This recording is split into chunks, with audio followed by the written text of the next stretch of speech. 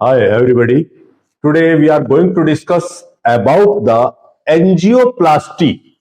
देखिए ये नाम आपने अक्सर सुना होगा जब कोई पेशेंट जो है किसी हार्ट के डॉक्टर के पास जाता है, कार्डियोलॉजिस्ट के पास जाता है यानी कि, तो वहां पर हार्ट में कुछ प्रॉब्लम्स की वजह से डॉक्टर जो है वो सजेस्ट पहले करता है एंजियोग्राफी। और एंजियोग्राफी कराने के बाद जो है अगर हार्ट की ब्लड वेसल्स के अंदर यानी कि दिल की खून की नलियों के अंदर कोई ब्लॉकेज वगैरह आता है तो उस सूरत में डॉक्टर सजेस्ट करता है कि आप पेशेंट की एंजियोप्लास्टी करा लीजिए, और अगर कॉम्प्लिकेटेड केस है तो उस सूरत में उसका बाईपास सर्जरी की सलाह जो है वो आपका एक कार्डियोलॉजिस्ट जो है पेशेंट को देते हैं। तो ये एंजियोप्लास्टी क्या है?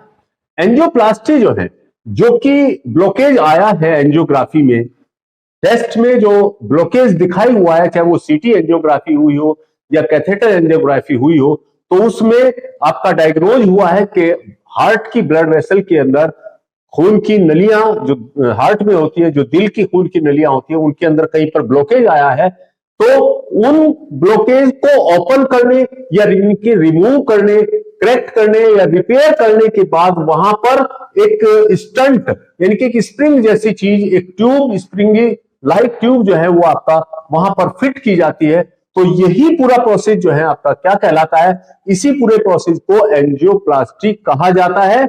यानी कि हार्ट की ब्लड वेसल्स यानी कि दिल की खून की नलियों में आए हुए ब्लॉकेज को रिपेयर करके, ओपन करके वहां पर एक स्टंट फिट कर देना, जिसके जरिए वो रास्ता ओपन हो जाए। तो इस पूरे प्रोसेस को क्या कहते हैं? एंजियोप्लास्टी का नाम दिया जाता है। इंडिकेशंस यानी कि किन सूरतों में इसको किया जाता है?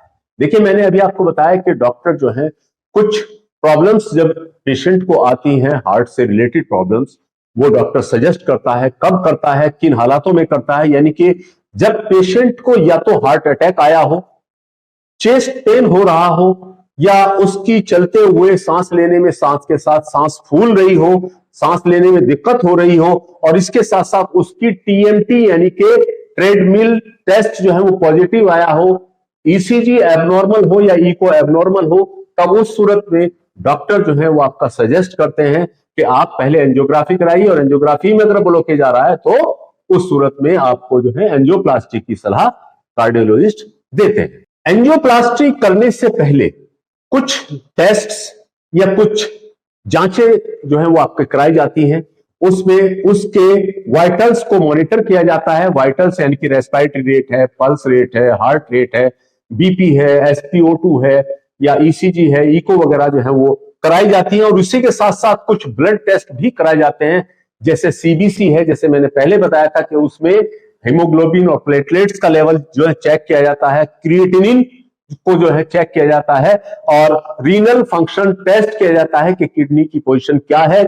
इसको कैसे किया जाता है? देखिए बिल्कुल जिस तरह से एंजियोग्राफी की जाती है, यानी कि कैथ लैब के अंदर जो है इसको किया जाता है, बिल्कुल उसी प्रोसेस के थ्रू हाथ के जरिए या पैर की आर्टरी के जरिए जो है आपका एक वायर अंदर पहुंचाया जाता है। हाथ में रेडियल आर्टरी के थ्रू और पैर में फीमोरल आर्टरी के थ्रू जो है एक वायर आपका उस ब्लॉकेज को तक पहुंचाया जाता है, फिर उसको उससे आगे क्रॉस कर दिया जाता है, और फिर वहां पर एक बैलून पहुंचाया जाता है, जिसके जरिए उस ब्लॉकेज पर जाकर जो है वो उस ब्लॉकेज को कंप्रेस कर देता है, साइड्स वाल्व की तरफ जो है वो दबा देता है, और वो रास्ता ओपन हो जाता है। फिर उस जगह पर एक स्टेंट जो है वो फिट किया जाता है। स्टेंट जो है जैसे पेंसिल के अंदर जो है आपका एक स्प्रिंग सा होता है छोटा सा, तो उसी तरह का हम अगली वीडियो में आपको बताएंगे कि स्टेंट कैसा होता है, कितनी तरह का होता है। तो वो स्टेंट जो है उस जगह पर फिट कर दिया जाता है जहां पर ब्लॉकेज था। तो फिर क्या होगा कि वहां पर दोबारा ब्लॉकेज नहीं होगा, वो रास्ता जो है वो ओपन हो जाएगा, और ब्लड जो है वो अपना सही तरीके से जो है फ्लो करता रहेगा। ये प्रोसेस जो है आपका कैथ लैब के अंदर ही किया जाता है। ये पूरा प्रोसेस जो है लोकल एनेस्थीसिया के जरिए, यहां यानी कि जहां से वायर एंटर किया जा रहा है वहां से हल्का सा जो है आपका लोकल एनेस्थीसिया दिया जाता है, तो उससे आसानी से वायर अंदर एंटर हो जाती है, और हल्का सा सेडेशन भी पेशेंट को देते हैं ताकि उसको हड़बड़ाहट ना हो। और ये कैथ लैब के अंदर जो है आपका किया जाता है आफ्टर कंप्लीशन द एंजियोप्लास्टी। जब ये एंजियोप्लास्टी कंप्लीट हो जाती है उसके बाद पेशेंट को आपका आईसीयू में शिफ्ट कर दिया जाता है, आईसीयू में शिफ्ट किया जाता है, और जहां से वायर एंटर की गई थी वहां पर जो है बैंडेज वगैरह जो है लगा के उसको ब्लॉक कर दिया जाता है, रास्ते को बंद कर दिया जाता है, प्रेस कर दिया जाता है, ताकि उसमें से ब्लड वापस ना आ सके। इस पूरे प्रोसेस को कंप्लीट होने में अगर सिंपल ब्लॉकेज है तो 15 से 20 मिनट का वक्त लगता है, लेकिन अगर कॉम्प्लिकेटेड केसेज है तो उसमें 2 से 3 घंटे भी लग सकते हैं। उसके बाद पेशेंट को कंप्लीट होने के बाद पेशेंट को जो है वो आपका आईसीयू में शिफ्ट कर दिया जाता है, और फिर 1-2 दिन के अंदर या किसी किसी केसेज में 2 या 3 दिन के अंदर जो है उसको छुट्टी दे दी जाती है। बेनिफिट्स, देखिए सबसे बड़ा बेनिफिट क्या होता है? सबसे बड़ा बेनिफिट, सबसे पहला बेनिफिट होता है कि जब वो ब्लॉकेज वहां से हट जाता है तो ब्लड का फ्लो जो है वो रेगुलेट हो जाता है, ब्लड सही तरीके से फ्लो करने लगता है, और वहां पर जो दर्द हो रहा था, उसकी वजह से जो पेन हो रहा था चेस्ट के अंदर, उस पेन से पेशेंट को रिलीफ मिल जाता है। इसी के साथ साथ हार्ट को एक स्ट्रेंथ मिलती है, हार्ट की हेल्थ जो है वो आपका इंप्रूव होती है, इंसान का स्टेमिना इंप्रूव होता है, और वो प्रॉपर जो है वो एक्सरसाइज कर सकता है। तो ये इसका सबसे बड़ा बेनिफिट होता है। इंपॉर्टेंट देखिए इसमें क्या है, इसमें ध्यान क्या रखना है? देखिए सबसे पहली चीज कि आपको कोलेस्ट्रॉल वाली चीजें बिल्कुल बंद कर देनी है और प्रॉपर मेडिकेशन लेते रहना है, ताकि ब्लॉकेज दोबारा ना हो सके। अगर आपने लापरवाही की तो वहां पर ब्लॉकेज जो है वो दोबारा हो जाएगा। तो इसलिए सावधानी रखें और सुरक्षित रहें।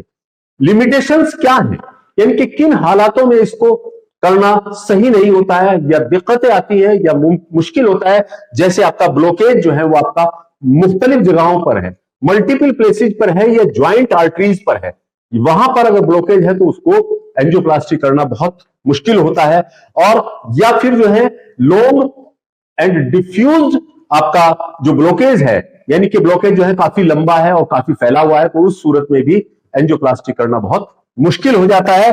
और deposition of the high level of या हाई अमाउंट ऑफ कैल्शियम, यानी कि उस ब्लॉकेज पर जो है कैल्शियम बहुत ज्यादा जमा हुआ होता है। तो ऐसी सूरत में इन तीनों कंडीशंस में एंजियोप्लास्टी करना बहुत मुश्किल होता है। तो फिर उस हालात में डॉक्टर जो है वो सजेस्ट करता है कि आप इसकी बाईपास सर्जरी कराइए। फिर बाईपास सर्जरी के जरिए उसको करेक्ट किया जाता है, उसको रिमूव किया जाता है। तो ये था हमारा आज का लेक्चर, एंजियोप्लास्टी। एंजियोप्लास्टी और बाईपास सर्जरी में क्या फर्क है, इनके एडवांटेजेस क्या हैं, इनके नुकसान क्या हैं, ये हम आपको नेक्स्ट वीडियो में डिफाइन करेंगे। तो बने रहिए हमारे साथ। अगर एंजियोप्लास्टी से रिलेटेड कोई सवाल आपके जहन में है तो आप हमारे कमेंट बॉक्स में डाल सकते हैं, और अगर ये लेक्चर आपको पसंद आया हो तो लाइक शेयर सब्सक्राइब जरूर कीजिए। थैंक्स।